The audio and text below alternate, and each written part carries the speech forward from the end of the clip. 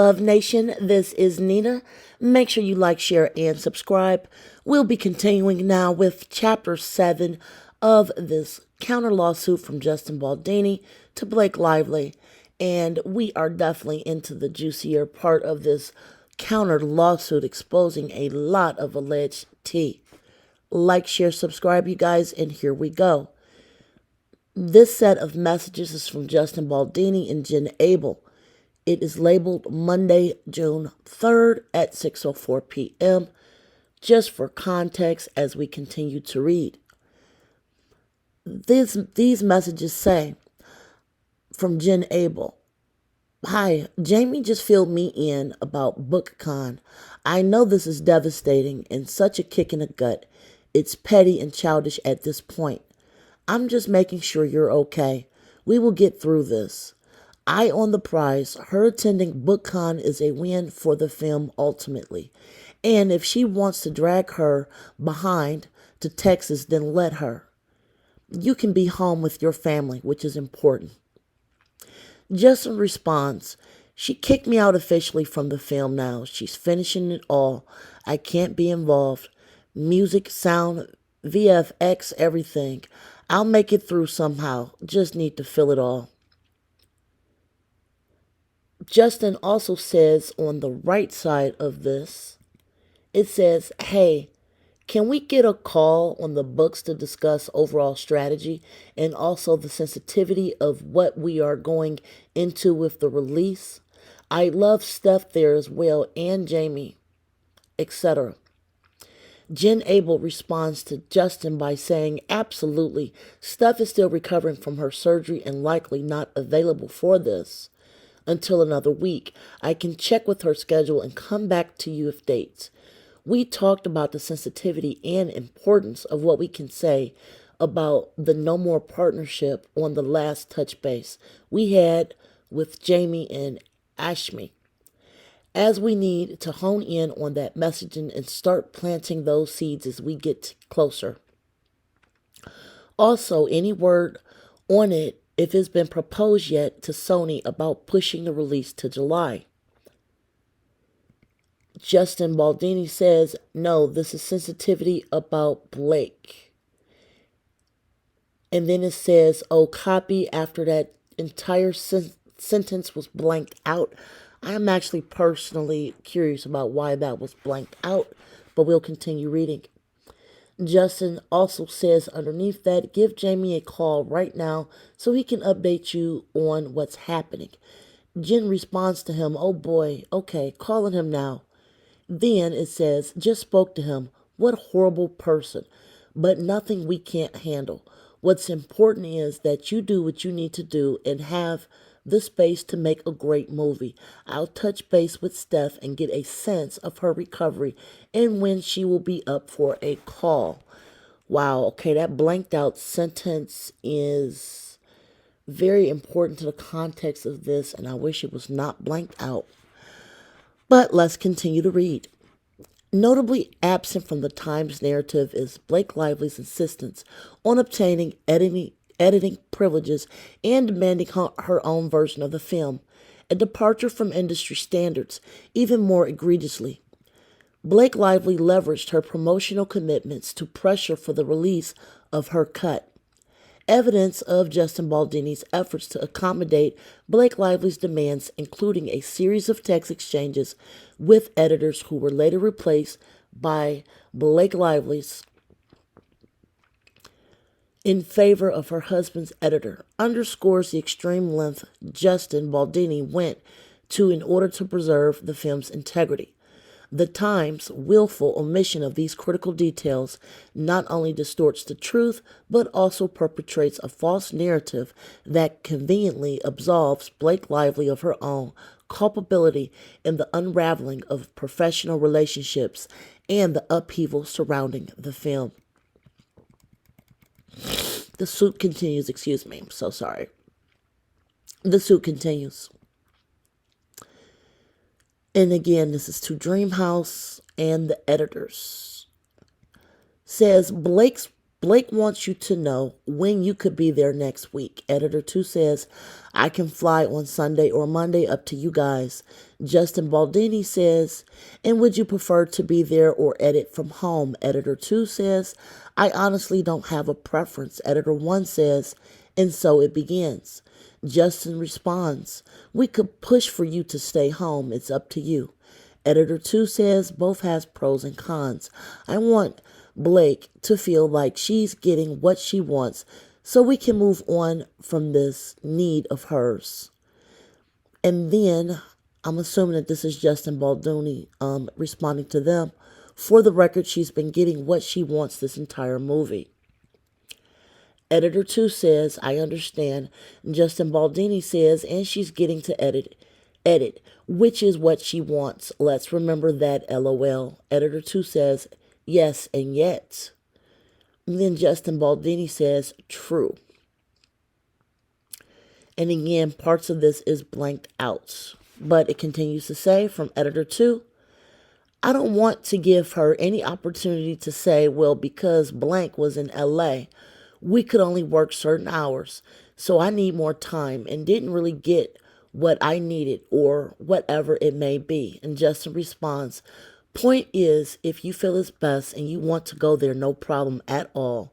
And also, if you would like to stay home, that's something that we can say. I just want you to do what's best for you. The messages continue.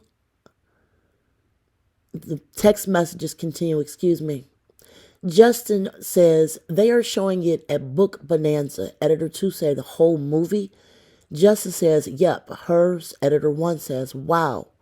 Justin responds, was supposed to be ours and then I was uninvited. Whole thing is pretty cruel and intense. Editor 1 says, uneffing believable. Editor 2 says, oh, I'm sorry, Justin. Justin responds, I love you both. Heart emojis from Editor 1. Then heart messages from Editor 2.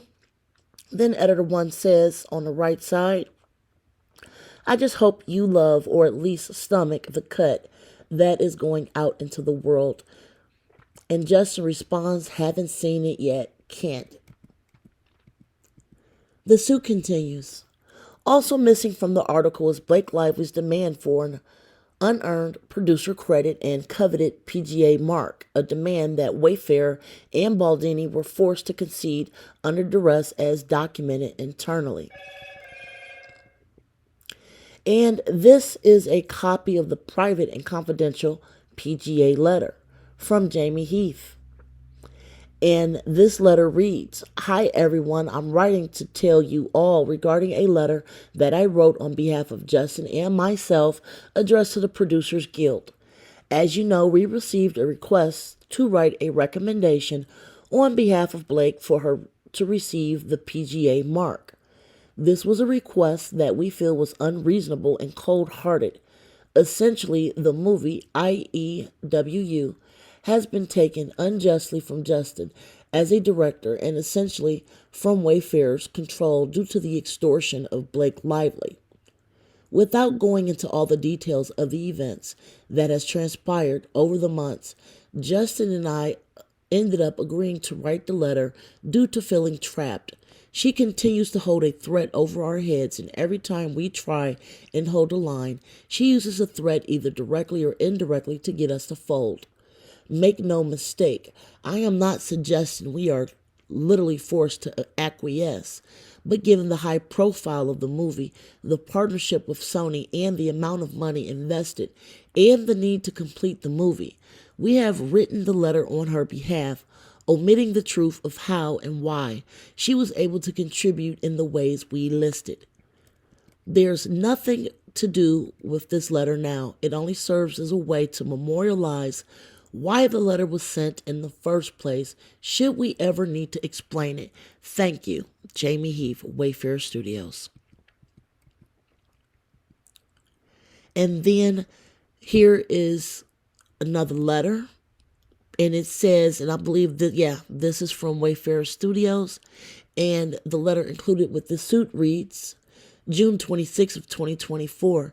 Dear members of the Producers Guild of America, we hope this letter finds you well. We are writing to inform you of the significant role and contributions that Blake Lively has played in the making of the film It Ends With Us, based on the best-selling novel by Colleen Hoover.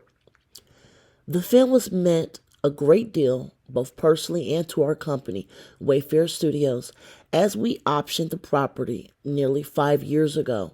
As such, we've been directly involved in overseeing every step of development, from adapting the book to the big screens, to bringing on our co-financier, distributor Sony, and of course, casting our lead.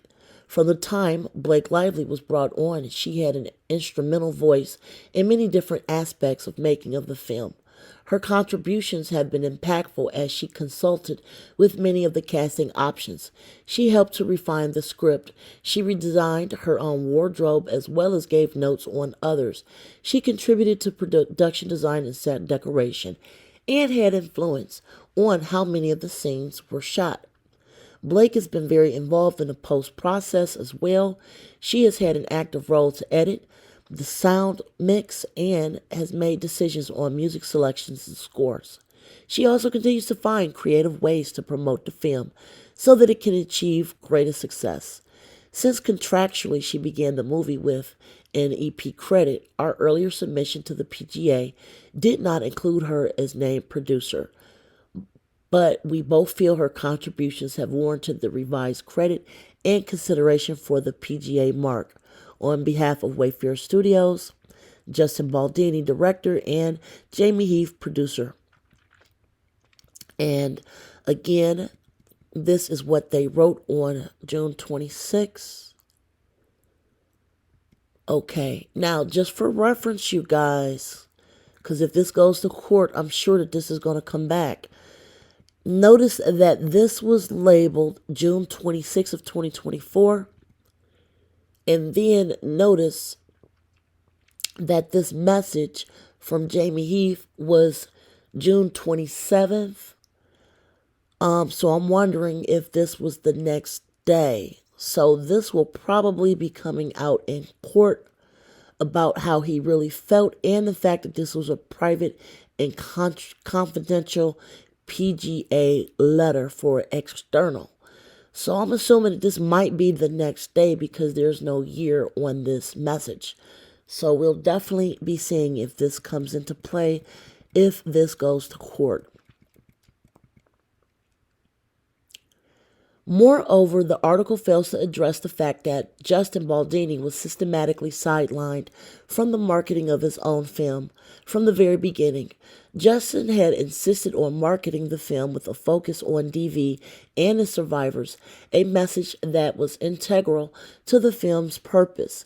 Yet, Lively drastically limited his input and deliberately steered the promotion campaign away from his societal message, further undermining Justin Baldoni's role. Blake Lively initially refused to permit his attendance at the film's premiere. Only after significant pressure did she reluctantly agree to allow Baldoni and the Wayfair team to attend, but under humiliating conditions.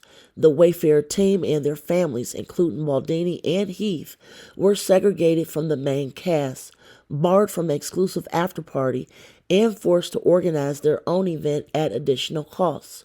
Baldoni's participation on the red carpet was cut short, and his family and friends were confined to a makeshift holding area in the basement before being escorted into a separate theater after Blake Lively's departure. Not only had Blake Lively stolen the film, but she also robbed Justin Baldoni and his team of any genuine opportunity to celebrate their hard work. This message is from Jen Abel and Justin Baldoni, and these text messages say, from Jen first, but nothing. We can't get through together. This film will be successful, and she has already promoted heavily. So if she backs away now, it looks worse on her. And you just focus on the bigger picture of how this film is going to change the game for you and the studio. Justin says, just find ways to keep me busy when she gets everyone together. Obviously, if the whole cast is making content together, that's her trying to clue people onto there being an issue. Everything she does is calculated, yet also manic. Jen Abel says, I hear you, and we are already ahead of this with Sony, who has our back here. I feel good about that, and they understand the larger issue if fans start poking holes. That doesn't benefit Sony either. Justin Baldoni responds, she doesn't want to be the bad guy, so she'll find a way to, and this is blanked out. And the next sentence says from Justin, say it without saying it. Jen says, and that's why we just need to stay ahead of it. Justin says, attempting to rewrite history. And like, I'm not the one who developed this and spent 5 years trying to make it. And like, there's an issue with me. It's just mean and hurtful. And she knows exactly what she's doing. We are going to conclude this chapter on that note as we continue to look at this counter lawsuit from Justin Baldoni. Please share your comments below. Make sure you like, share, and subscribe to see what the next chapter entails as we go through this countersuit. Like, share, subscribe, you guys. Till next time, be safe. Enjoy your day. Bye, guys.